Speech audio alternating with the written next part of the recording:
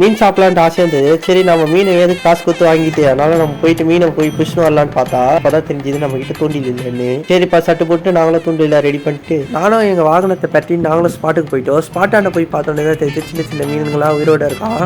சரி அந்த சைடு வேடிக்கை பார்க்கறதுக்குள்ளே இந்த சைடு பார்த்து நம்ம ஆளு பார்த்தீங்கன்னா மீனை புடிச்சிக்கிறாப்புல. நானும் இதுக்கடுத்து சும்மா அந்த வேலையா வந்தது நானும் என் ஆயுதத்தை எடுத்துட்டேன். நானும் ஒரு இடத்துல போய் வெயிட் பண்ணிட்டு இருந்தேன். அங்கே பார்த்தீங்கன்னா லைட்டாக மீன் பிடிக்கிற மாதிரி நம்மளுக்கு தெரியல. பக்கத்தில் பார்த்தீங்கன்னா ஒரு அண்ணன் பெருசாக மீன்லாம் பெரிய வலையில் போட்டு பிடிச்சிருக்காரு. மதியம் ஒரு 3 மணி போல் நம்ம வந்துருந்தோம். பார்த்தீங்கன்னா இப்போ சாயங்காலம் 6 மணிக்கிட்ட ஆயிடுச்சு. இப்போ நேரம் முக்கிய ஓரளவுக்கு மீனை தேத்திட்டு இருக்கிறோம். அதை பார்த்தீங்கன்னா ஓரளவுக்கு பிடிச்சிருக்கோம். அதில் பார்த்தீங்கன்னா 1 கிலோ கிட்ட தேர்வாப்பில். நம்மளும் இதுக்கடுத்து ஏரியா காலிப்பட்டு வீட்டுக்கு கிளம்பிடுச்சு. வீட்டுக்கு போயிட்டு உடனே இதுக்கடுத்து சமைக்கிற நல்ல யூடியூப் சேனல் வீடியோஸாக பார்த்து நம்மளும் ஏதாச்சும் ஒன்று செய்வோம்.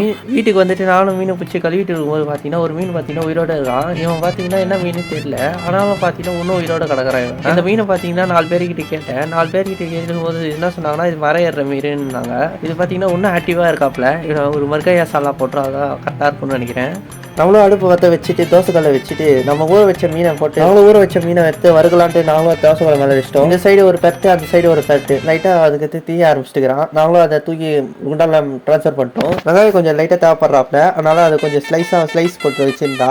பக்கத்தில் பார்த்தீங்கன்னா ஒரு மீன் 4 மீன் கொண்டு வேற காணும். அதை பார்த்தீங்கன்னா இவன் தான் காரணம்னு நினைக்கிறேன். நம்ம வறுத்து வச்ச மீனை பார்த்தீங்கன்னா முள்ளு தனியாகவும் செத தனியாகவும் பிரித்து வச்சுக்கலாம். அங்கே பார்த்தீங்கன்னா நாய் துண்டு கவி வச்ச மாரி ஒரு சைடு இருக்கும். அதை பார்த்தோன்னே தப்பாக நினைக்காதீங்க.